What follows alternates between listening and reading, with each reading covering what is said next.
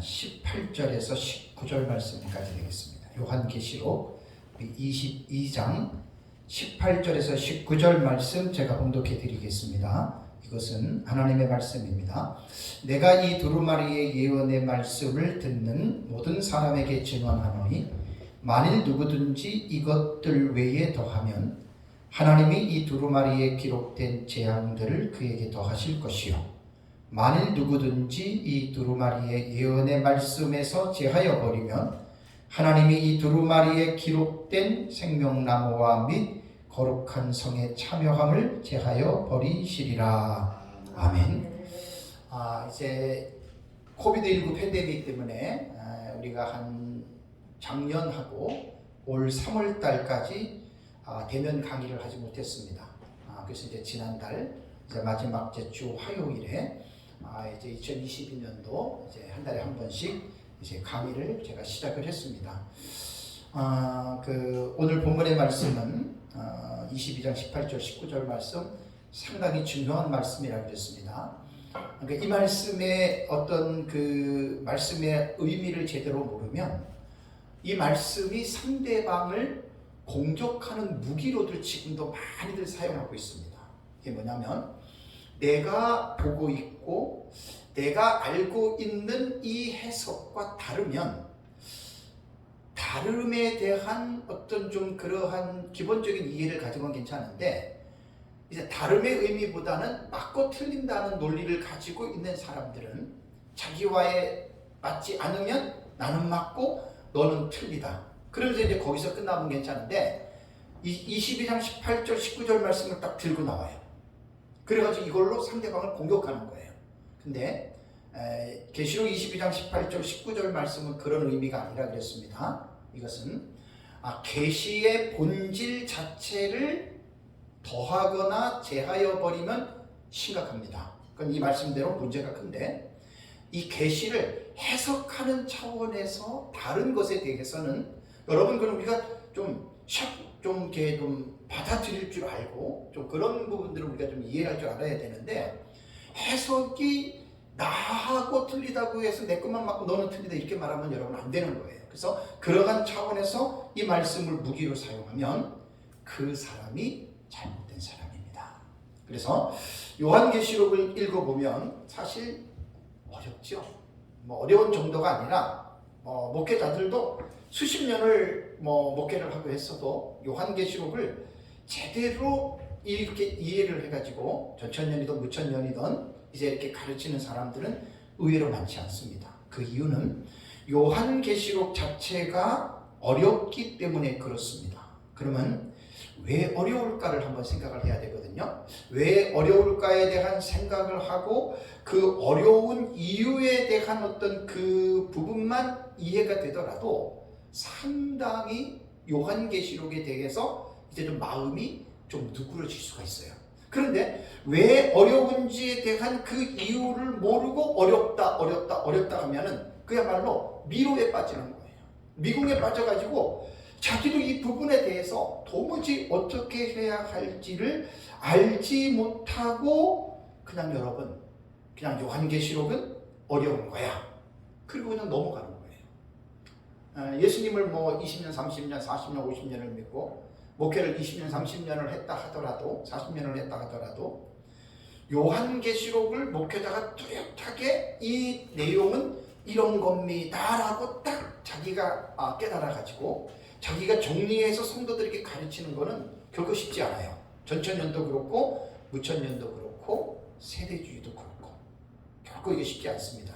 그래서 제가 이번 학기에는 제가 요한계시록 독법에 대한 강의를 한다고 그랬잖아요. 그래서 이제 이번에 하는 강의는 올 2월 17일에 이제 고신 서남아시아 지역에서 사역하시는 그 선교사님들을 대상으로 제가 이제 줌 강의를 했습니다. 90분을 했는데 첫 번째 시간에 강의한 내용이 요한계시록의 독법입니다. 요한계시록을 어떻게 읽어야 하느냐. 그러니까 이 기본적인 지식들을 우리가 습득하지 못하고 주지하지 못하고 그냥 있으니까 요한계시록은 읽어도 계속해서 어려운 책으로만 이제 미스테리한 책으로만 남을 수밖에 없다는 것이죠. 그래서 이제 2월 17일 날 제가 이제 그 요한계시록 독법을 제가 이제 강의했던 내용을 3월 17일에 한 달 뒤에 서울의 GTM이라고 하는 성경을 연구하는 목사님들의 모임이 있어요. 저희 이제 후배 목사님들인데 거기서 또 제가 2시간 강의를 할 때 첫 시간을 그대로 요한계시록 독법을 했습니다. 그럼 왜 제가 2번이나 했느냐?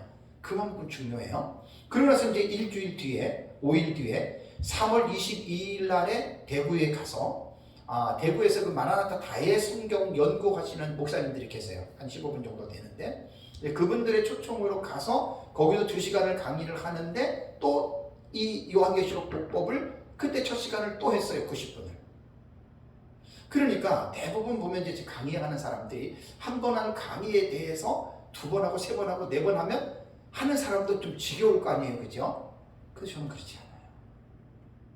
그러고 나서 우리 교회에서 90분에 했던 강의를 지지난주 3주 전까지 20시간을 제가 설교를 했습니다. 그게 이제 유튜브에 이제 영상을 한 것은 한 6번째인가 7번째 시간부터 이제 영상에 들어갔고 그전에는 음성 파일로 제가 올렸는데 20시간을 했습니다. 그리고 지난달에 우리 대한에스라 성서연구원 서울 지회에서 이것을 하는 게 저에게는 5번째입니다. 근데 거짓말 안 못해서 그렇게 많이 했음에도 불구하고 저에게는 정말 새로워요.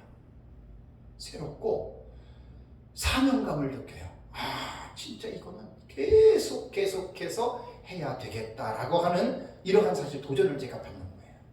그래서 저는 강의안을 계속해서 다듬지요. 첫 번째 하는데 2번째, 3번째, 4번째, 5번째 다듬으면서 이제 이 강의안이 조금 더 이제 구체적으로 되는 거예요. 내용도 좀 더 구체적이 되고 그래서 이게 이제 올해 좀 책이 나올 수 있도록 기도해 주시면 감사하겠습니다. 한눈에 보는 요한계시록 도표 저거를 이해하기 위한 일부의 기초적인 지식이 독법이에요. 그러면 이제 우리가 지금 한눈에 보는 요한계시록 도표를 한일의 해석법으로 보잖아요. 그럼 한일의 해석법이 뭔가요? 도대체 저거는 어디서 나온 거예요? 한일의 해석법은? 지난주인가 제가 수요일날 음성 파일만 올려놓은 거 들어보셨어요? 그거 꼭 들어보셔야 돼요. 한일회와 전3년반, 후3년반의 용어가 어디서 나왔느냐? 모르는 사람들은 몰라요. 근데 종말론에 대해서 공부하고 연구한 사람들은 저거 세대주의 아니야? 이렇게 나와야지 맞는 거예요. 근데 제 책에는 왜 저게 세대주의야? 세대주의 아니에요. 그러니까 이제 이런 것들을 기본적인 지식들을 우리가 습득을 하고 주지를 해야지만이 우리가 지금 공부하는 것들을 이해할 수가 있지. 이러한 기본적인 지식들을 전혀 배제하고 그냥 무조건 사건으로 들어가서 흰 말은 뭐고 붉은 말은 뭐고 검정 말은 뭐고 청색 말은 뭐다 이렇게만 배운다면은 사실은 요한계시록을 올바르게 깊이 있게 이해할 수 없습니다. 그래서 제가 이제 계속 연구를 하면서 이제 저 책에 하늘에 보는 요한계시록 도표를 2부의 본론으로 들어가는데 저 내용을 나는 왜 이렇게 보는지에 대한 이제 성경 해석학적인 구조, 묵시문학적인 종류, 그 다음에 이제 신학적인 배경, 단락을 보는 그걸 제가 이제 쭉 해서 일부에 이제 책에다가 그 사실을 제가 이제 넣으려고 합니다. 자, 그러면 다시 한번 지난 시간에 첫 번째 시간에 제가 총 아웃라인에 대해서 개괄을 했죠, 그죠? 요한계시록이 왜 어려운가 이유가 있어요. 첫 번째는 뭐라 그랬습니까? 문학적인 장르로 요한계시록을 읽어야 돼요. 그래서 요한계시록은 어떤 책이냐면 묵시문학은 아니지만 묵시문학적인 요소를 가지고 기록한 것이 요한계시록이에요. 그러니까 이제 당연히 묵시문학이 무엇인지를 알아야 되겠죠, 그죠? 두 번째는 요한계시록이 왜 어렵냐면 해석학적인 구조로 보니까 요한계시록이 여러분 어려울 수밖에 없다는 거예요. 그러면 해석학적인 구조에서 제가 3가지를 말했어요. 그 문장을 볼 때 단어냐, 아니면 문자냐 아니면 상징이냐? 문자냐 아니면 상징으로 보아야 되느냐? 지금 이렇게 요한계시록은 공부를 해야 됩니다. 다음에는 두 번째 요한계시록에는 사건이 나오잖아요. 그죠? 여러 가지 사건들이 나오는데 제 책에 보면은 하나의 도표에 1장 22장 해가지고 그 사건 몇 줄 몇 줄 이렇게 적어놓은 거 있잖아요. 그죠? 그거는 이제 제가 연구한 거니까 증감은 누구나가 있을 수가 있습니다. 그래서 사건을 해석할 때는 보통 4가지인데 5가지로 보면 돼요. 이게 이제 왜냐면 이건 제가 주관적으로 제가 이거 끌어온 게 아니에요. 세계적인 요한계시록의 전문 학자들인 그 학자들의 그 주장들을 제가 또 종합해서 정리를 한 거예요. 그래서 사건에는 뭐냐면 과거주의 해석법이 있어요. 말 그대로 이것은 과거에 일어난 것이다. 요건 이제 제가 이번 시간에 이제 할 거예요. 과거주의. 그 다음에 두 번째는 뭐라 그랬죠? 역사주의 해석법이 있어요. 그러니까 사건을 이렇게 해석하는 거예요. 다음에 세 번째는 이상주의 해석이 있고요.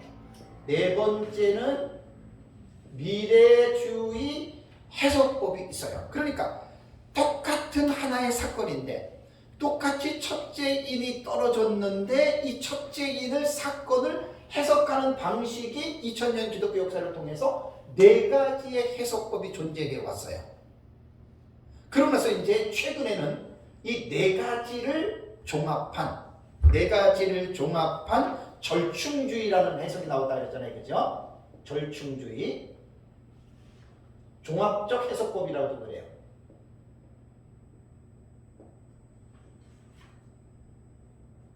그러니까 이게 얼마나 여러분 요한계시록이 난해하겠어요. 1260일 했는데 뒤에서 말씀 1260일 했는데 그것이 문자적으로 보면은 1260일이고 상징으로 보면은 1260일이 1년도 될 수 있고 10년도 될 수 있고 1000년도 될 수 있고 2000년도 될 수 있어요. 그러니까 요한계시록의 텍스트를 1장부터 22장의 내용을 문자나 상징이냐 여기서 벌써 해석하는 게 하늘과 땅 차이로 차이 나잖아요. 그죠? 사건이 그래요. 다음에 세 번째는 뭐냐면 단락의 해석법을 봐야 됩니다. 단락의 해석법. 이게 세 번째 이거예요. 세 번째 단락의 해석. 그래서 단락의 해석법은 제가 점진적 해석법, 두 번째는 반복적 해석법, 세 번째는 전진하는 반복법, 네 번째는 교차대꾸법. 이게 키아즘 구조라 그래요. 이 키아즘 구조는 상당히 구약 성경과 신약 성경을 연구할 때 히브리인들의 문학적인 구조인데 키아즘 구조는 꼭 공부를 하면 너무 좋아요. 이건 뭐 시편 같은 것도 그렇고 복음서도 그렇고 와 자료가 너무너무 많아서 근데 이 키아즘 구조는 교차대꾸법은 성경을 해석할 때 히브리인들이 이러한 문학적인 구조를 가지고 신구약 성경을 기록한 건 맞습니다. 그런데 요한계시록도 이렇게 본다는 거예요. 근데 이제 제가 교차대꾸법으로 요한계시록을 제가 또 연구를 하려고 그러면 시간이 많이 걸려서 내가 연구한 방식이 있기 때문에 객관적으로 소개를 하기 위해서 하는 겁니다. 다섯 번째가 이제 우리가 보는 본경과 사경의 상호 교차법이 있잖아요. 그죠? 상호 교차 구조법. 그러니까 이 말은 뭐냐면 요한계시록은요 1장부터 5장까지를 읽으면 흐름에 대해서는 별 어려움이 없어요. 1장에서 사도 요한이 보고 예수 그리스도를 환상 가운데 본 내용이니까 그 별로 어려움이 없어요. 뭐 그냥 예수님을 부활하신 예수님을 표현할 때 묘사할 때 뭐 그냥 주석 같은 발이라던가 뭐 눈에 뭐 불꽃 같은 이런 거 볼 때 이제 그거는 하면 되고 2장과 3장은 그냥 7교회 쭉 나왔잖아요. 그 다음에 4장과 5장은 천상의 하늘나라의 성전이 있고 거기에 이제 성부 하나님이 앉아 계시고 그 다음에 내생물과 24장로 뭐 5장도 뭐 별 어려움이 없어요. 그 다음에 21장과 22장도 읽으면 별 어려움이 없죠. 그죠? 새 하늘과 새 땅, 새 예루살렘 성이니까. 근데 문제가 어디예요? 6장부터가 문제예요. 요한계시록. 첫째인 떼고 둘째인 떼고 셋째인 떼고 6장부터 시작해서 19장의 내용에 제가 연구한 바로는 약 44가지의 사건이 나오거든요. 이 44가지의 사건을 하나하나 사건을 다 이해를 해야 돼요. 그걸 주회라 그래요. 주회를 한 다음에 그 사건만 해석하고 끝나는 게 아니죠. 종합적으로 그 사건을 정리를 해야 돼요. 예를 들어서 사건이라고 말을 한다면 차서적으로 순서대로 연대기적으로 사건을 여러분 그것을 정리할 수 있어야 돼요. 창세기도 1장부터 50장까지 나오잖아요. 하나님 1장에 천지 창조해요. 2장에 천지 창조 나와요. 그 다음에 3장에 들어가서 이제 그 에덴 동산에서 아담과 하와가 선악과를 따먹는 장면이 나오죠. 그러면서 이제 4장, 5장 쭉 넘어가다 보면 이제 노아 홍수 나오고, 그 다음에 12장 아브라함 나오고, 아브라함의 자손 이삭, 야곱, 요셉 이렇게 나오죠. 그죠? 그러면 창세기는 쭉 읽어가다 보면 그 연대기적으로 대체적으로 기록이 되었기 때문에 어려울 게 별로 없어요. 그죠? 그런데 요한계시록은 그렇지 않다는 거예요. 다니엘서도 제가 뒤에서 말씀드리겠지만 다니엘서 1장부터 12장까지 가요. 사건이 연대기적으로 일어난 게 아니에요. 바뀌어요. 그러니까 요한계시록을 6장부터 19장까지를 우리가 이해를 하는 데 있어서 가장 중요한 것은 이 단락의 해석인데, 이 단락의 해석을 어떻게 우리가 연대기적으로 이 약 44가지의 사건을 우리가 이렇게 연대기적으로 이해할 수 있을까? 이게 사실은 관건이에요. 그래서 요한계시록은 요 부분의 해석을 잘 해야 점진적으로라고 하는 말은 순서대로 일어나는 거예요. 그러니까 6장, 7장, 8장, 9장, 10장 이렇게 이제 일어난다. 세대주의가 이렇게 해석을 합니다. 근데 부천년은 이렇게 해석을 안 해요. 반복법, 전진하는 반복법, 무천년도 전 순서대로 기록됐다고 절대로 안 믿어요. 그러니까 이제 이런 것들을 우리가 기본적으로 아시고 요한계시록을 이해해야 되고요. 크게 세 번째는 요한계시록은 어떻게 읽어야 되느냐? 신학적 읽기입니다. 이건 가장 기초적인 방법이에요. 구약이든 신학이든 우리가 신약 성경이든 성경을 볼 때 반드시 이게 문학적인 장르, 해석학적인 구조, 단락의 해석, 신학적 읽기, 이거 모든 성경이 다 해당이 되는 거예요. 그래서 신학에는 주경신학이 있고 조직신학이 있고 역사신학이 있고 실천신학이 있어요. 크게 네 파트로 신학을 구분을 하잖아요. 그죠? 그러니까 이러한 차원에서 주경신학 그러면 1장 1절부터 제가 쓴 책이 요한계시록 주해잖아요. 그죠? 그거를 다 하셔야 돼요. 자기 수준에 맞게끔. 뭐 저도 뭐 세계적인 석학들에 비하면은 뭐 내놓을 것 없지, 정말 그렇게 뭐 보잘 것 없지만은 그래도 한 사람의 목사로서 요한계시록을 제가 연구하면서 쓴 것이 주해라고 제가 늘 거예요. 그러니까 한 절 한 절 단어 하나하나 그것을 다 풀어가는 게 그게 주해거든요. 그게 주경신학이고. 그래서 이제 주경신학에는 기본적으로 많이 들어갑니다. 역사 배경, 그 다음에 언어학, 구약신학, 신학 다 거기 엄청나게 들어가요. 그러면서 이제 역사신학은 이제 교회가 형성되면서 신약시대 2000년 동안에 어떻게 교회의 역사가 흘러왔는가, 거기서 이제 요한계시록의 역사를 보는 거예요. 초대교부 시대, 그 다음에 중세시대, 그 다음에 종교개혁시대, 그 다음에 근대시대, 현대시대에 이르기까지 요한계시록을 어떻게 교회들이 읽어왔을까, 이런 거는요 가장 기초적이고 기본적인 지식입니다.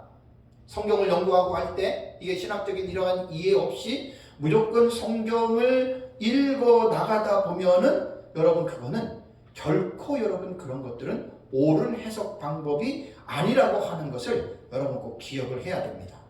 그래서 제가 이제 지난주에는 제가 이제 그 묵시문학적인 이 부분에 대해서 제가 여러분들에게 이제 말씀을 드렸어요. 그죠? 이제 첫 번째부터 들어간 거예요. 이건 이제 지금 개괄을 한 거예요. 제가 개괄. 제가 요한계시록에 대한 앞으로 제 강의가 이제 이렇게 나간다.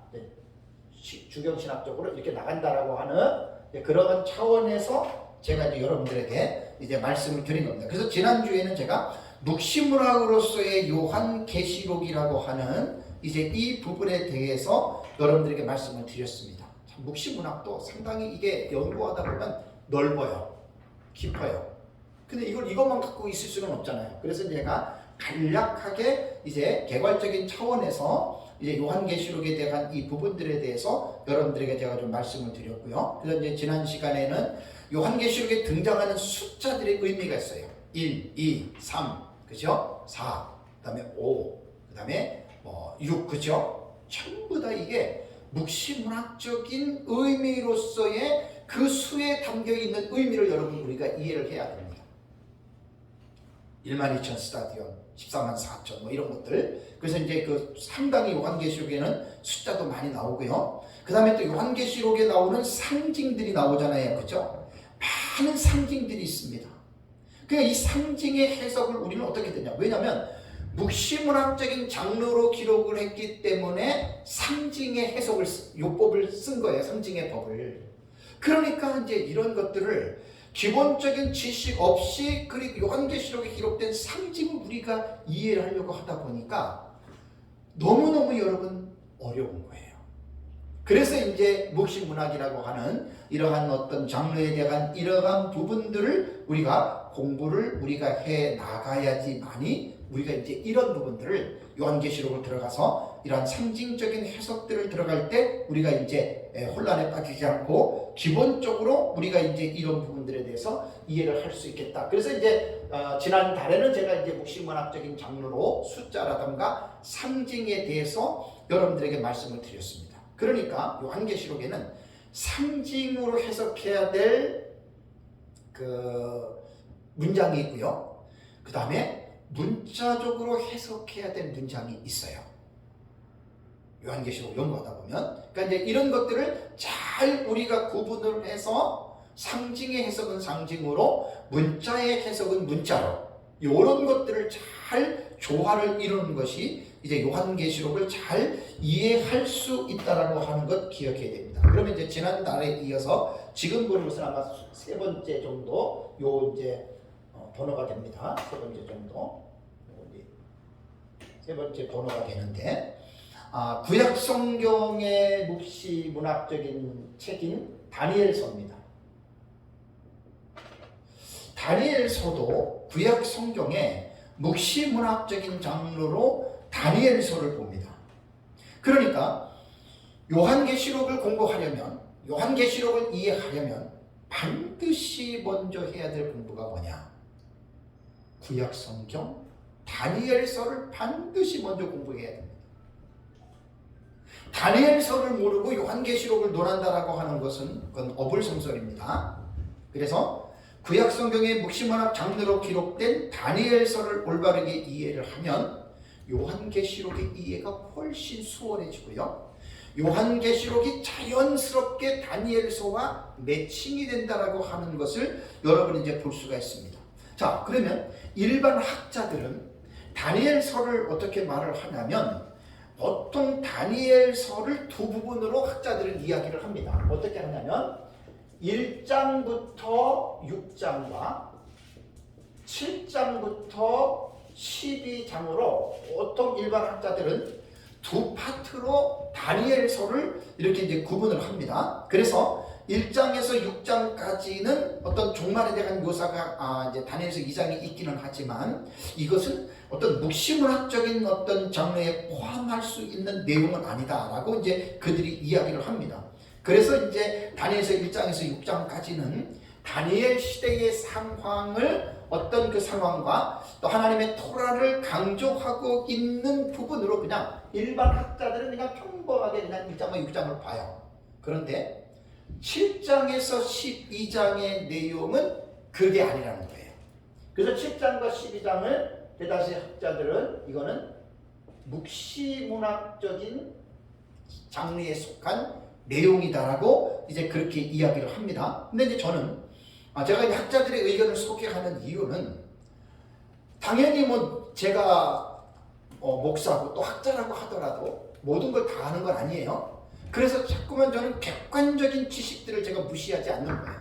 그냥 내가 기도하다 깨달았다, 내 생각은 이렇다, 그게 아니라 내가 이렇게 보고 있고 내가 이렇게 이해하고 있는 것을 이제 역사적인 차원에서 볼 때에 중요한 어떻게 보면 개혁신학은 족보신학이라고도 말할 수가 있어요. 분명히 우리가 이렇게 보고 있는 해석학적인 그 내용들이 뭐 다른 사람은 다 몰랐는데 나만 특별하게 깨달았다. 어떻게 생각하세요? 지금까지 2000년 교회 역사를 통해서 뭐 계시록을 이렇게 봤는데 이렇게 본 사람이 한 사람도 없어요, 여태까지. 근데 나만 이렇게 봤어요. 여러분 어떻게 생각하세요? 잘못된 거죠? 그거 위험한 거예요. 그 진짜 그 사람 위험한 사람이에요. 이단과 사이비들이 100%다 그렇습니다. 그러니까 여태까지 이 말씀을 못 깨달았대, 몰랐대, 자기만 깨달았대. 그게 이단이 되는 거예요. 그래서 우리가 건전하고 건강한 그 개혁 신학을 말할 때에는 족보를 절대로 무시해서는 안 됩니다. 예수님, 바울, 그 다음에 바울 이후에 초대교부들, 뭐 우리가 말하는 전천년을 말할 때 제가 이레네우스, 히폴리투스, 락틴티우스 뭐 이런 사람들 있잖아요. 그게 다 초대교부의 그 유명했던 그러한 교부들이에요. 그들의 신학을 이제 어거스틴이 물려받았고, 또 어거스틴이라고 하는 대학자가 그 신학을 나름대로 체계화를 시켜서 계속해서 그 뒤에 나오는 신학자들 있잖아요. 네, 이제 르네상스 시대에 있었던 그 종교개혁 이전에 200년 전부터 이제 사실 종교개혁은 그때부터 불씨가 붙은 거예요. 르네상스 시대라고 하거든요. 그래서 이제 종교개혁이 왔고, 종교개혁의 그 유명했던 루터나 칼빈이나 찌빙글리나 그 신학자들이 있잖아요. 그죠? 또 그들의 개혁자들의 신학을 물려받아서 이제 근대시대, 현대시대까지 지금까지 내려왔기 때문에 절대로 우리는 그러한 객관적인 신학적 입장을 우리는 무시할 수 없다라는 거. 여러분 이걸 꼭 기억을 해야 됩니다. 그래서 저는 다니엘서 2장의 내용을 그냥 일반적인 그냥 그 시대의 어떤 역사적인 의미도 있기는 하지만 다니엘서 2장에 기록된 느부갓네살이 본 그 신상의 계시는 다분히 묵시문학적인 내용을 담고 있다고 봐요. 그러니까 1장부터 6장까지 두 번째 듯이 딱딱 잘라서 여기에는 이거고 여기에는 이거다 이렇게 말할 수 없다는 거예요. 그래서 저는 개인적으로 다니엘서 2장 같은 경우는 이제 묵시문학의 그 부분은 저는 이제 포함을 시키는 것이 저는 옳다라고 저는 이제 그렇게 생각을 합니다. 그러면 이제 다니엘서에 대한 이 부분에 대해서 신학이요, 보수주의가 있고 자유주의가 있어요. 그죠? 근데 자유주의하고 보수주의 중간에 진보주의라고 이야기를 하잖아요. 정치도 마찬가지예요. 사상도 마찬가지예요. 그런데 이 신학은 이 보수주의 입장에서 볼 때에는요, 다니엘서를 언제 기록했느냐, 누가 기록했느냐, 여러분 이거 대단히 중요합니다. 보수주의 입장에서는 다니엘서를 1장부터 12장까지를 다니엘이 기록했다라고 우리는 그렇게 인정합니다. 1장부터 12장까지 다. 그런데 자유주의, 진보주의는 다니엘이 기록한 게 아니고 주전 2세기에, 그러니까 헬라 제국 시대에 안티오코스 4세 에피파네스의 시대가 지난 후에, 그러니까 한 주전 한 2세기죠, 그죠? 주전 한 2세기경에 그 안티오코스 4세 에피파네스에 대한 그 사건이 마무리가 되고 나서 어떤 사람이 다니엘이라고 하는 그 사람의 이름을 빌려서 그 사람이 지나온 역사를 정리했다. 이게 자유주의는 지금도 그렇게 믿어요. 근데 요 중간에 보수주의와 자유주의 중간에 서 있는 사람들이 있어요. 대부분 이제 장신 쪽이 신정통주의가 그렇게 얘기를 하는데 1장부터 6장까지는 다니엘이 기록한 거예요. 주전 7세기에 우리가 말하는 다니엘이잖아요. 그 다니엘이 기록을 했고 7장부터 12장까지는 다니엘이 기록할 수 없다. 왜 그런 줄 아세요? 7장의 내용과 특히 8장을 보세요. 특히 11장을 보세요. 다니엘서 8장과 11장의 내용이 뭐죠? 그 사건이 역사 세계에서 언제 일어나냐면 헬라 제국 시대에 일어나는 사건이에요. 8장과 11장이. 그러니까 이 자유주의에서는 도 생각을 해보세요. 다니엘이 7세기의 선지자인데 이 사건이 2세기에 일어나는 거잖아요.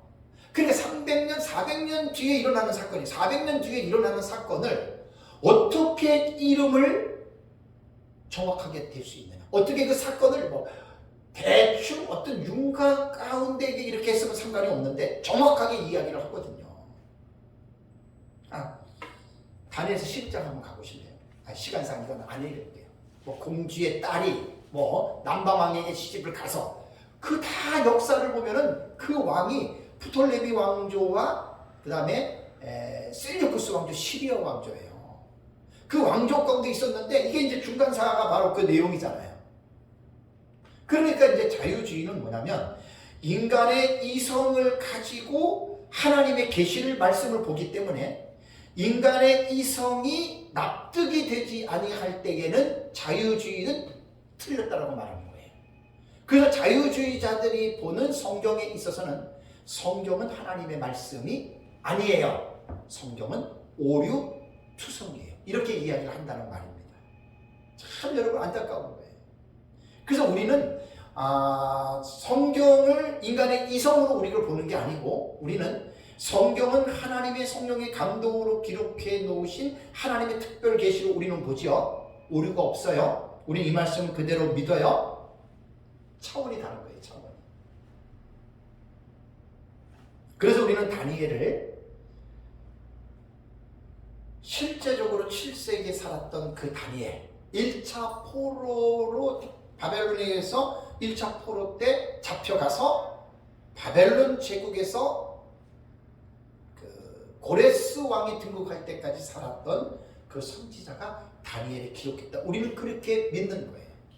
그래서 이제 그 신종통주의, 보수주의와 자유주의 중간에 있는 사람들은 7장과 12장은 다니엘이 기록한 게 아니고 제2의 다니엘이 기록했는데 언제 기록했느냐? 주전 2세기에. 그러니까 우리는 보수신학을 했잖아요. 그죠? 그 다니엘임을 우리는 지금도 믿어요. 근데 진보 신학으로 가면은 특히 이제 통합적 같은 데가 그렇잖아요. 딱 가면은 이렇게 안 해요. 지금 이렇게 얘기한단 말이에요. 7장과 12장은 다니엘이 예언한 게 아니다. 그 사건이 이루고 난 다음에 누군가가 다니엘의 이름을 빌려서 쓴 거다. 그러니까 이게 이제 중간 지대에 있는 사람, 회색 지대에 있는 사람이에요. 위험합니다. 끝까지 우리는 신학은 보수주의의 정통, 그러니까 자유주의자들이나 진보주의자들이 볼 때 보수들을 볼 때 꼴통이라 그래요. 답답하다 그래요. 근데 우리는 그런 사람들에게 꼴통이라는 얘기를 들어도 우리는 보수 신학이라고 하는 이 중요한 중심을 놓쳐서는 큰일 납니다. 그래서 우리는 다니엘서는 이제 그 비평학자들이 따르는 어떤 그 자유주의나 신정통주의자들이 말하는 대로 제2의 다니엘이 기록했다. 우리는 그렇게 안 믿어요. 그래서 이제 비평학자들은 뭐라고 이야기를 하냐면 이제 사후 예언의 형식을 취했다 그래요. 이 사후 예언이라고 하는 말이 뭐냐면 일이 끝났다는 말이에요. 사후 일이 끝난 후에 그 사건을 보고 그 사건을 정리를 해서 예언을 했다. 그게 사후 예언으로 다니엘서 7장과 12장을 그렇게 보는데 우리는 이 진보주의자들의 해석을 여러분 우리는 따르지 않습니다. 여러분들 꼭 기억을 해야 됩니다. 자, 그럼 다니엘서를 잠깐 제가 이제 그 말씀을 드리면은요. 다니엘서가 1장에서 12장까지 돼 있잖아요. 이게 어떻게 되냐면요. 1장, 2장, 3장, 그 다음에 4장, 7장, 8장, 그 다음에 5장, 6장, 그 다음에 9장, 11장, 12장. 이게 연대기적인 순서예요. 다니엘이.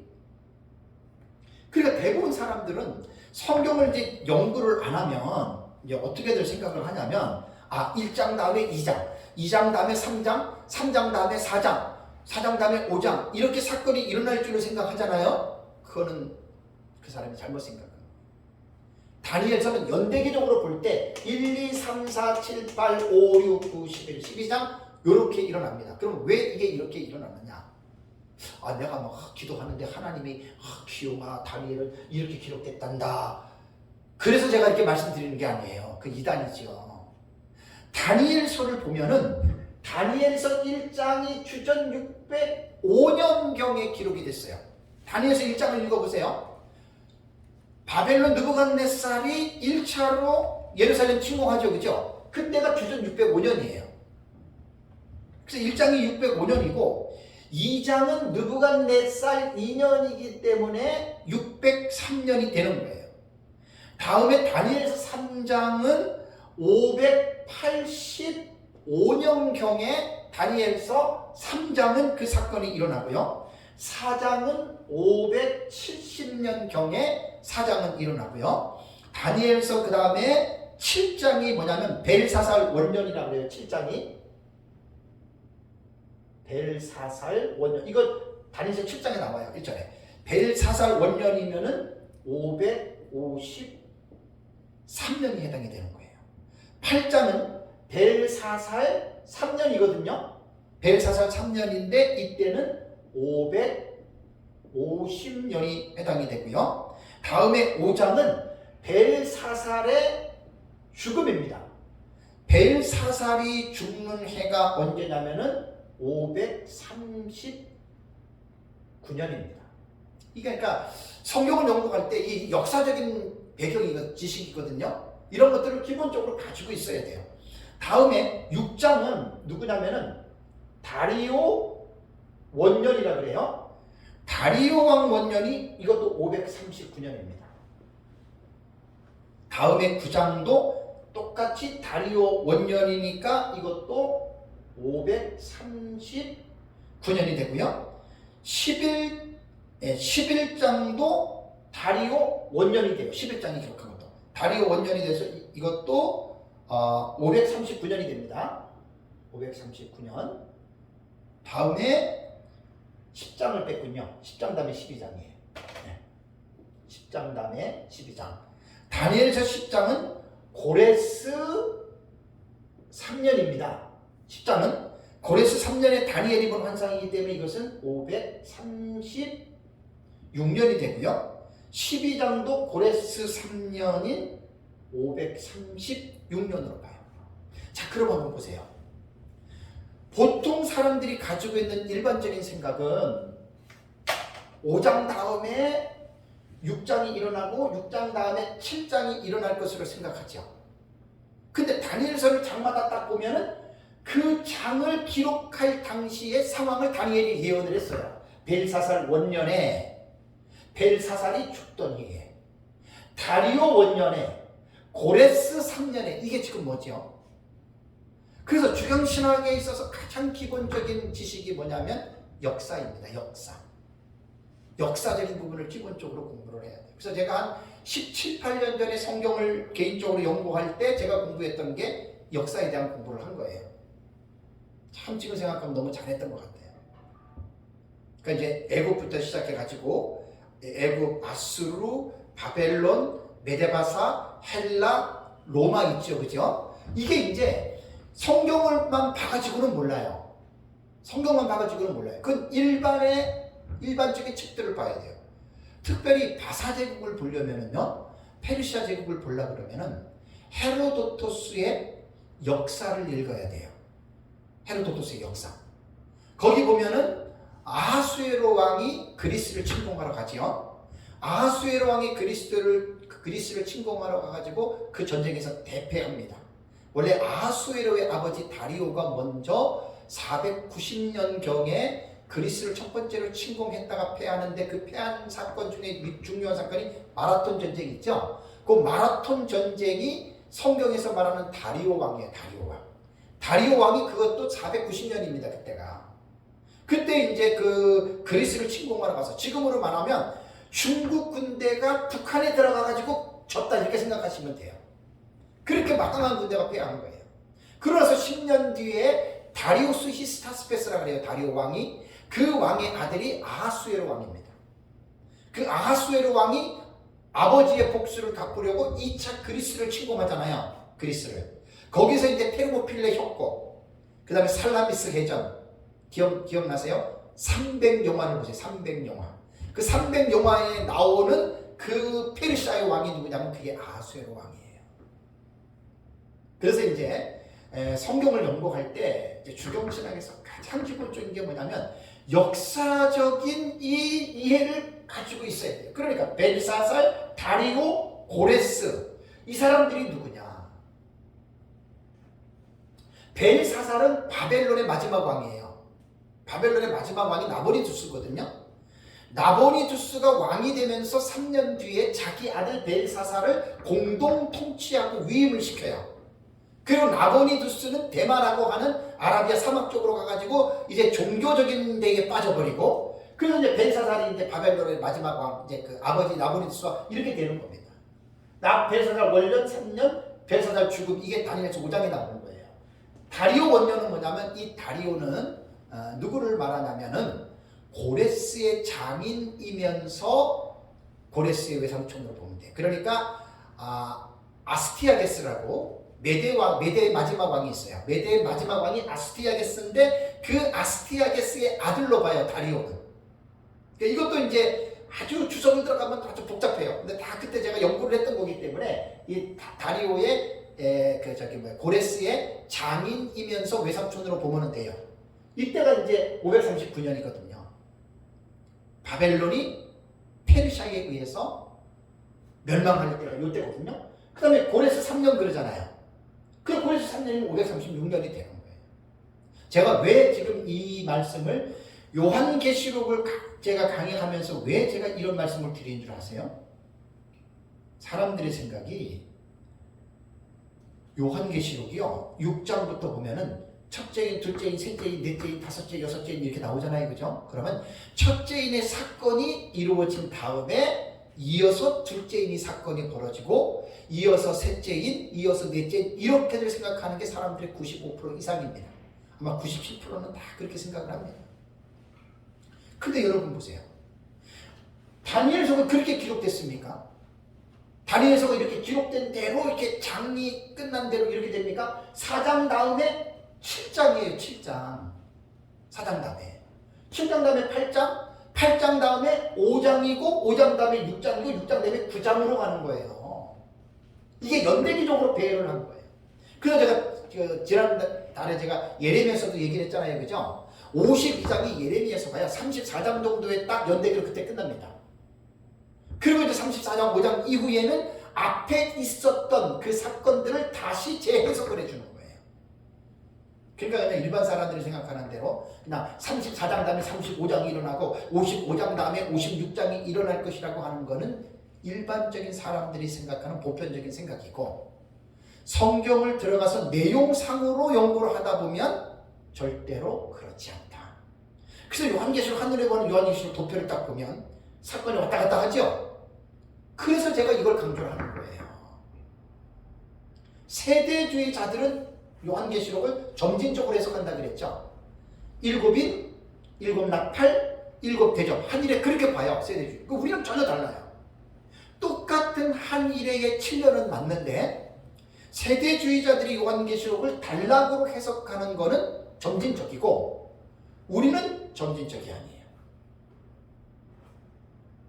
그러니까 이런 것들을 잘 요한계시록을 연구를 하면서 우리는 이런 부분들을 여러분 잘 이해를 해야 됩니다. 자, 그러면 이제 다니엘서에 대해서 제가 이제 묵시문학적인 요소에서 다니엘서에서 정말로 중요한 거예요. 정말로 중요한 거. 요 부분에 대해서 꼭 다니엘서는 분명하게 정리를 해야 됩니다. 자, 다니엘서 2장 있잖아요. 2장. 제가 사실 에스라 이제 서울에서 9년 전부터 강의할 때 다 했던 내용이에요. 근데 또 다시 하는 거는 중요한 거를 제가 요약해 드리는 거예요.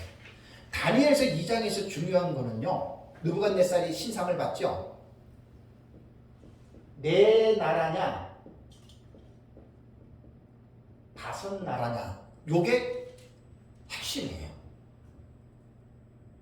머리, 가슴, 등, 배. 그 다음에 여기 또 그 종아리, 발까지 보는 게 다섯 나라죠. 그죠? 그냥 종아리 밑으로 하나로 보는 게 네 나라예요. 네 나라로 보는 게 무천년이고 다섯 나라로 보는 게 전천년이에요. 또 말씀드립니다. 누가 오라요? 자기가 옳다 그러잖아요. 자기가 옳다는 건 괜찮아요. 근데 뭘 하지 말아야 되냐면 나는 내 나라로 오는데 너는 왜 다섯 나라는 너 틀렸다 이렇게 말하지는 말란 말이에요. 나는 다섯 나라로 오는데 너는 왜 내 나라로 보느냐 너 틀렸다 이런 말을 하지 말자는 거예요. 제 얘기는 이단과 사이비가 아닌 이상에는 해석하는 부분은 다를 수 있어요. 아니 많이 달라요.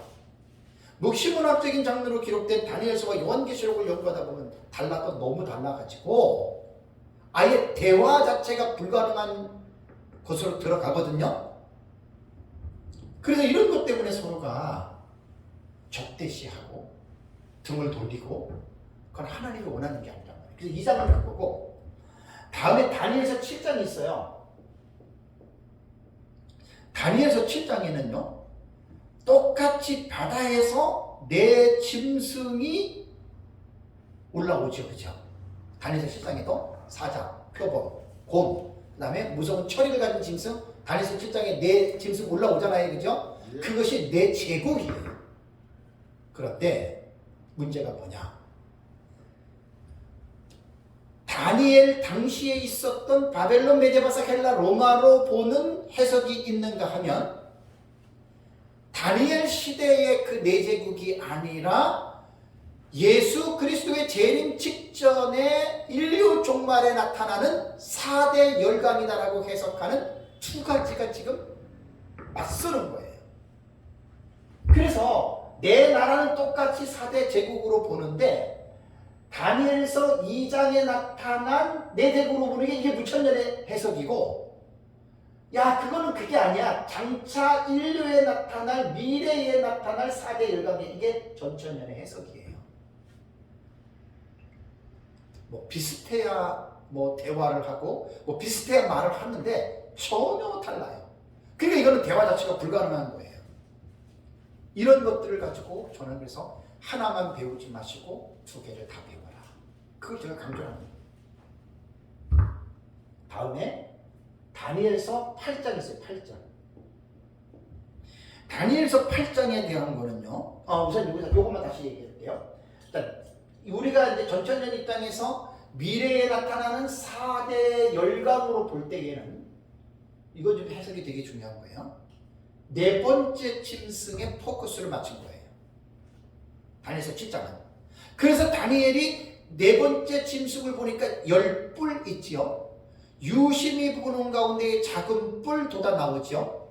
작은 뿔이 10뿔 중에 3뿔을 제압하지요. 그죠? 10뿔은 10왕이에요. 거기서 다른 조그만 왕이 보잘것없는 왕이 나와서 10명의 그 왕들을 제압한다. 그 내용이 있거든요. 그래서 다니엘서 7장의 핵심은 네 번째 짐승입니다. 10뿔. 이건 뭐 다 아는 거니까 그냥 이렇게 넘어갈게요. 자, 다니엘서 8장에 보면은 그 작은 뿔로 묘사되는 사람이 있어요. 그죠? 그 사람이 누구냐면은 안티오코스 4세 에피파네스.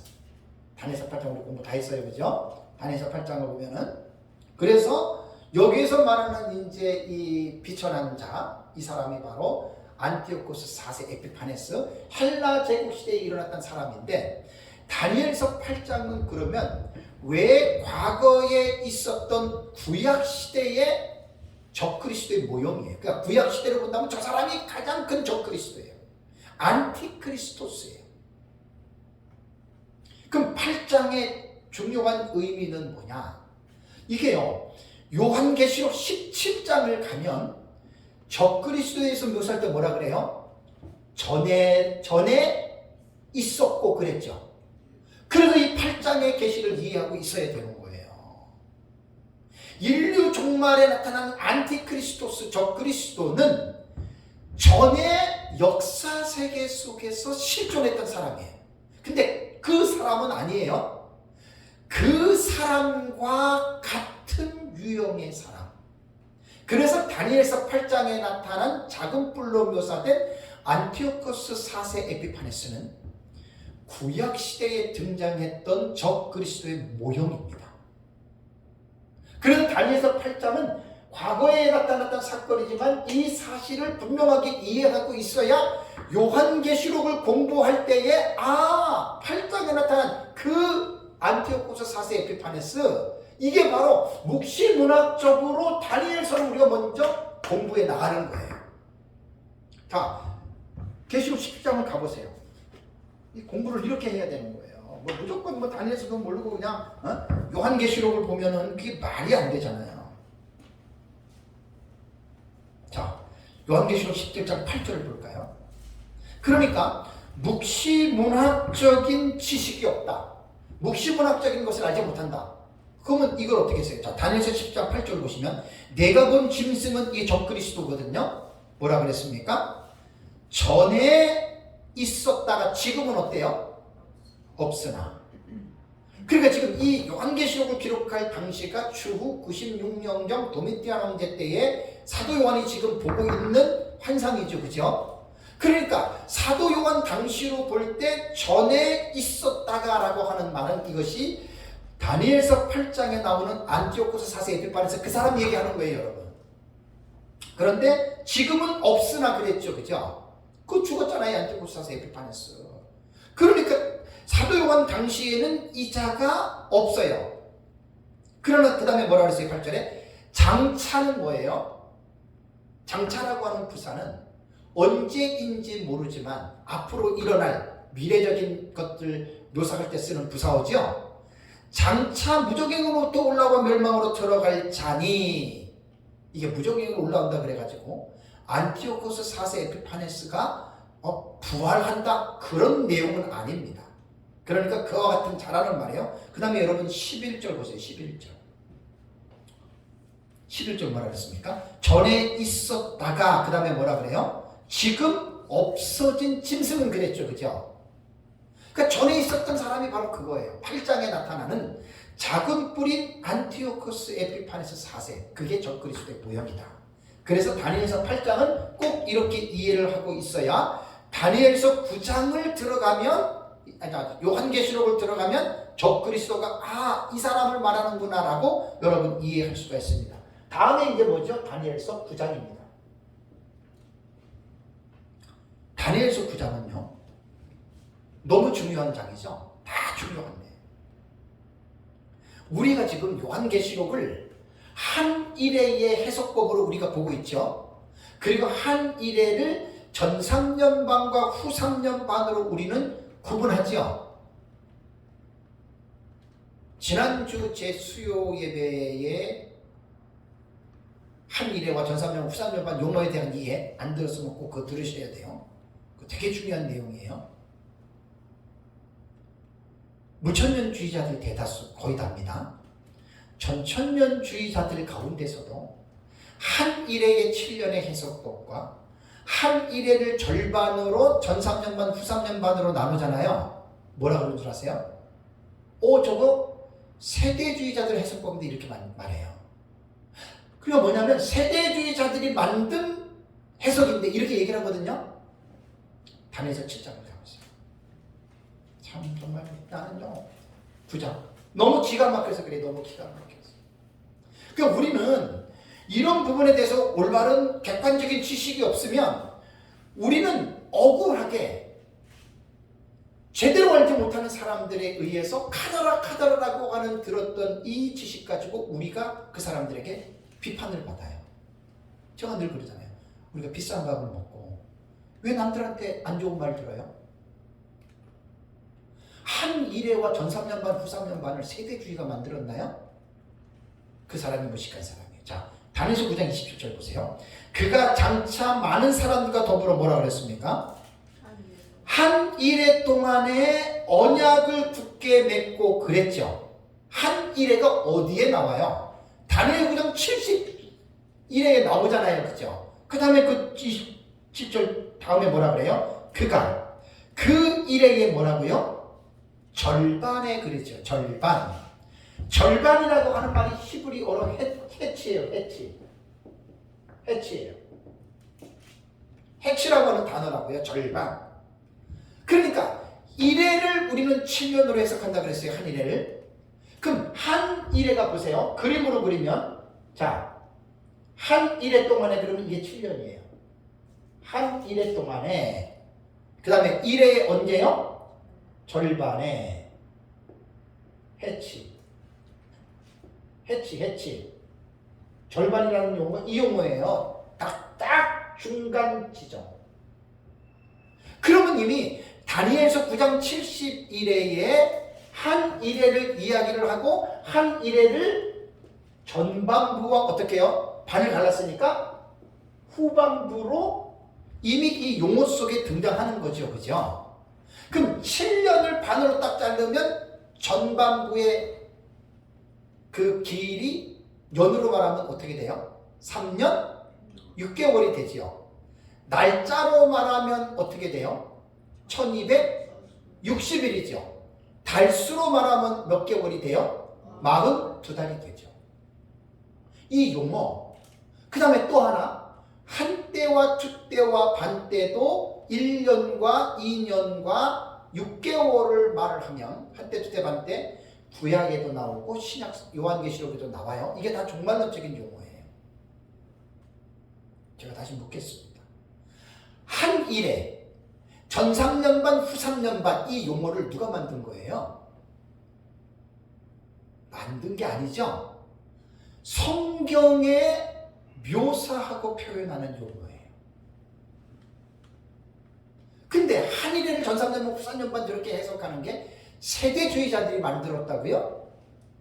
말도 안 되는 얘기잖아요. 여러분, 우리는 이거 꼭 여러분들 마음속에 딱 갖고 있어야 돼요. 왜? 이런 얘기 하는 사람들이 있단 말이에요. 신학자들하고. 분명하게 성경적인 입장에서 변호를 하시기 바랍니다. 분명하게 변호하셔야 돼요. 그래서 한일에 전 3년 반, 후 3년 반 이 용어는 사람이 만든 게 아니에요. 성경에 나오는 용어예요. 자, 삼위일체가 성경에 용어가 나옵니까? 안 나옵니까? 삼위일체는 안 나오죠. 근데 성경은 하나님에 대해서 뭐라고 얘기를 해요? 삼위일체 하나님이라고 이야기하죠. 그런 식이에요. 전 3년 반, 후 3년 반이라는 용어는 안 나와요. 어디를 봐도 안 나와요. 그런데 이것이 전 3년 반, 후 3년 반이라고 하는 용어는 1260일, 42달, 한때, 두때, 반때 이렇게 나오는 거예요. 자, 요한계시록 여러분 12장 가보세요. 그냥 요한계시록은 그냥 마구잡이로 공부하면 안 돼요. 이런 묵시문학적인 지식을 가지고 공부를 하면 12장 6절을 한번 볼까요? 자, 12장 6절을 보면은 그 여자가 광야로 도망하며 거기서 며칠? 1260일 동안, 날짜로 1260일이지 횟수로 말하면 3년 6개월이죠. 그럼 이게 전반부에 해당이 될 것 같아요? 후반부에 해당이 될 것 같아요? 이 후 3년 반입니다. 내용이 그런 거예요. 예비적 피신한 거거든요. 14절 보세요. 그 여자가 독수리의 큰 두 날개를 받아 광야 자기 곳으로 날아가 거기서 그 뱀의 낯을 펴요. 어떻게 해요? 한때와 두때와 반때. 이것도 후 3년 반에 해당이 돼요. 자, 요한계시록 11장 거기 한번 읽어보세요. 요한계시록 11장 3절. 자, 11장 3절. 내가 나의 두 주인에게 권세를 주니니 그들이 굵은 배옷을 입고 어떻게 해요? 이것도 지금 전 3년 반이 후 3년 반이에요. 전반부에 이건 전 3년 반이에요. 다니엘서 7장을 가보세요. 참, 이게 그러니까 이런 묵시문학적인 지식이 있으면, 자, 어디에 보냐면 7장을 보세요. 7장. 다니엘서 7장 25절을 한번 보시면, 그가 장차 지극히 높으신 이를 말로 대적하며 또 지극히 높으신 이의 성도를 괴롭게 할 것이며 그가 또 때와 법을 고치고자 한 것이며 성도들은 그의 손에 붙임받아 어떻게 해요? 한때와 두때와 반때를 지내리라. 한때, 두때, 반때 나오죠? 그러니까 다니엘서 9장에 말한 한 일회와 일회의 절반, 해치, 미들, 중간 지점으로 전반부와 후반부의 3년 6개월을 성경이 말하는 거지 세대주의자들이 만든 용어가 아니라는 거예요. 지금 제가 말하는 거는. 왜 안타깝고 답답하고 무식하게 무천년 신학자들조차도 전천년 신학자들조차도 한 이래를 해석하고 전사년반 후사년반을 얘기를 하면 마치 성경에 없는 용어를 말한 것과 같은 그 뉘앙스로 달려들어요. 그리고 마치 세대주의자들이 하는 것처럼 낙인을 찍어버린단 말이에요. 그러니까 그 사람이 무천년의 신학자라 그래도 종말론을 연구했다 하더라도 제가 볼 때는 답답한 거예요. 제가 싸우자는 말이 아니라 답답해서 하는 말이에요. 제가 답답해서. 전에 같으면 제가 막 소리를 막 그냥 지르고 막 그랬을 거예요. 네, 지금은 제가 안 그래요. 저도 이제 나이가 들어가면서 그럴 필요가 없어요. 안타깝잖아요. 성경이 있는데 이것이 제 책에 보면은 폴리갑의 제자. 폴리갑은 사도 요한의 제자잖아요. 폴리갑의 제자가 이레네우스예요. 이레네우스 제자가 히폴리투스예요. 2세기, 3세기 교부인 이레네우스와 히폴리투스의 그들의 글이 있어요. 특히 히폴리투스는 한 이레를 두 부분으로 나눴다 얘기를 했거든요. 그럼 이레네우스가 그 용어를 만든 게 아니에요. 이레네우스는 다니엘서 9장 71회에서 해치라고 하는 저 단어를 깨달은 거죠. 그죠? 그러니까 이레네우스와 히폴리투스가 없다고 한 이레를 두 번으로 나눈 전산년반 후산년반을 모르느냐? 아니지요. 다니엘서 9장 연구하면 71에 나오죠. 그래서 다니엘서 9장은 우리가 지금 요한계시록을 해석하는 신학적인 기초가 71회입니다. 그래서 제 책에는 일부에 71회를 넣은 거예요. 왜 넣은지 이해를 하셔야 됩니다. 요한계시록을 이해하기 위해서는 70일에 모르면 안 돼요. 그게 요한계시록을 해석하는 신학적인 모티프가 되는 거예요. 다음에 이제 11장입니다. 다니엘서 11장. 다니엘서 11장에 참 난방한과 북방만 나오죠. 그죠? 이게 다니엘서 11장은 이제 제가 한눈에 보는 요한계시록 도표 책 쓰고 곧바로 중간사 이제 정리만 하면 돼요. 정리는 다 되어 있는데 한 20% 정도만 더 추가하면 중간사 책도 좀 제 계획은 좀 오래 좀 두고 나왔으면 좋겠어요. 그러니까 빨리 제가 이제 우리 교회에서 하는 설교, 요한계시록 지금 이제 그 한일에 지금 그 도표에 대한 사건 설교하거든요. 이제 그거 끝나면 이제 원고 총 정리할 거예요. 그래서 그거 정리해 놓고 이제 출판사에다 넘기고 나서 이제 중간사 제가 이제 정리만 하면 돼요. 이게 11장 다 돼 있어요. 다니엘서 11장의 내용을 보세요. 이게요 지금 남쪽에 프톨레미 왕조와 그 다음에 북쪽에 시리아 왕조 셀류쿠스 왕조와의 전쟁이에요. 그래서 남방왕 북방왕 이야기하죠. 그게 이제 제가 중간사 세미나 했잖아요. 그죠? 2019년인가 제가 여기서도 하고 또 화정이 우리 교회에서도 했잖아요. 그죠? 그때 이제 나오는 인물들이 거기 다 나오는 거예요. 그 다음에 어디 가면 되냐면 40절을 가보세요. 다니엘서 12장 40절. 마지막 때에 남방왕이 이 말이 나와요. 그게 마지막 때 남방왕은 누구냐? 이걸 우리는 북방왕과의 이 전쟁을 남북전쟁으로 40절 이후에는 적그리스도의 등장으로 우리는 해석을 하는 겁니다. 여러분. 그래서 다니엘서 12장은 핵심 포인트가 바로 여기에 있는 거예요. 여기에. 다음에 다니엘서 12장.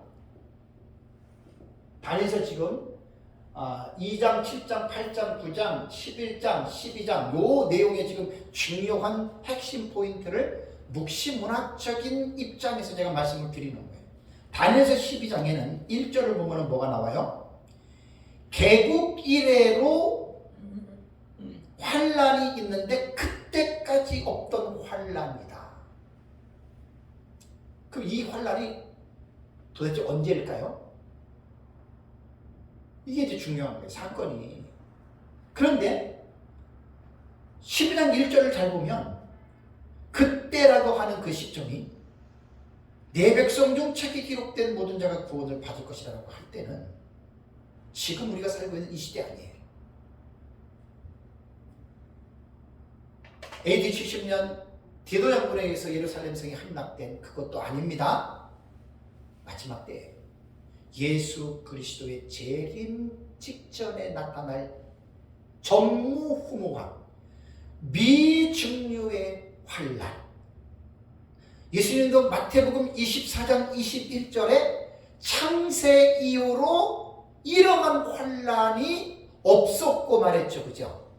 예수님도 이 전무후무한 환란을 마태복음 24장에 예언하신 거예요.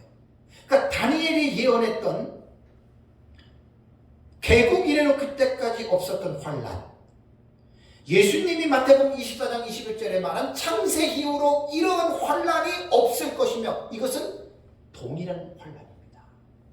그럼 이게 언제예요? 이게 바로 다니엘서 아까 8장에 말한 한때 두때 반때 있잖아요. 그 환란이에요. 후삼일만 환란. 누가 뭐라 그래도 이건 확실합니다. 근데 이제 무천년주의자들은 자기네들 신학적 입장이 있기 때문에 곧방 믿지 않게 괜찮아요. 인정은 해도 돼요.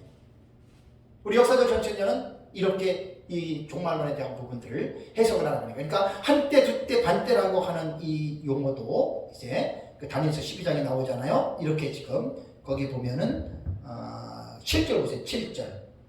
내가 들은즉 하면서 이르되 반드시 언제요? 한때, 두때, 반때를 지나서 성도의 권세가 다 깨어지기까지니 그렇게 되면 이 모든 일이 다 끝나리라. 여기서 바로 한때, 두때, 반이 후삼년 반입니다.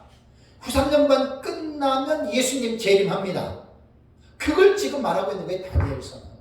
그러니까 여러분 다니엘서에 있어서 정말 중요한 게 뭡니까? 뭐 다니엘이 우상에게 절 안 하고 우상에게 준 음식 안 먹고 사드락 메삭과 아벤느고가 두라평지에 세워진 우상에게 절을 안 해서 하나님께서 다니엘과 사드락 메삭과 아벤느고에 복을 주셔서 그 사람들이 사회적으로 출세해서 총리가 되고 바벨론의 고위 관직에 앉았다. 이게 다니엘서에서 말하고자 하는 요점입니까? 그거 아니에요. 다니엘서는 그거를 말하려고 한 게 아니에요. 묵시문학적인 장르로 기록된 2장과 7장과 8장과 9장과 11장과 12장에 있는 이 예언을 가르쳐주기 위해서 다니엘서는 거기에 무게가 있는 거예요. 그래서 이 내용 자체도 일반적인 문학적인 장르로 한 것이 아니고 묵시문학적인 장르로 그 부분을 묘사했다라는 말입니다. 그래서 요한계시록을 공부할 때 제가 첫 번째 요한계시록 독법에서 우리가 꼭 반드시 선행학습을 해야 될 것이 묵시문학적인 장르에 대해서 공부를 해야 된다는 말입니다. 그래야 이제 다니엘서를 구약성경에 묵시문학 장르는 다니엘만 있는 게 아니에요. 스파냐서 거기 뭐죠? 스가랴서에도 나오죠. 이제 그런 것들이 약간 이제 그러한 요소가 있는 거예요. 이런 것들을 다 연구를 해서 요한계시록은 요한계시록 자체만 가지고는 절대로 못 풉니다. 성경 전체를 연결을 시켜야 되기 때문에. 그래서 이제 성경을 좀 아시는 분들 이야기를 합니다. 제가 이제 에스라 사역을 제가 이제 횟수로는 13년째를 하고 있는데 서울에서만 9년째잖아요. 그죠? 14년도부터 했으니까. 뭐 그렇게 제가 유명하지 않으니까 그렇게 많은 목사님들이 안 왔어도 그래도 수십 명, 뭐 100명 가까이 목사님들 왔다 가셨잖아요. 제가 가르쳐 보니까 알겠어요. 목사님들도 성경을 깊이 아는 사람들은 잘 알아들어요. 근데 성경을 잘 모르시는 분들은 힘들어해요. 왜? 어렵잖아요. 그죠? 다니엘서 같은 거 얘기하고 뭐 안티오코스 4세 에피파네스 얘기를 하고 뭐 마라톤 전쟁 이런 거 막 얘기를 하고 하니까 이 성경에 대해서 일반 지식에 대해서 모자른 목사님들은 이게 제가 하는 이런 강의들을 이해하기가 힘든 거예요. 제가 다 가르쳐 보니까 알겠어요. 그래서 성경을 많이 아시는 분들이 정말로 더 금방 따라오고 성경을 잘 모르시는 분들은 못 따라와요. 제가 뭐 오해하지 마세요. 제가 그냥 마구잡이로 가르치는 게 아니잖아요. 마구잡이로 막 가르치는 게 아니라 제 나름대로 제가 늘 말씀드리는 신학적인 입장과 이러한 것들을 될 수 있는 대로 제가 지금 연구를 해서 가르치잖아요. 그러니까 이제 그런 기본적인 지식이 없는 분들은 어려워하는 거예요. 네. 잠깐 쉬겠습니다.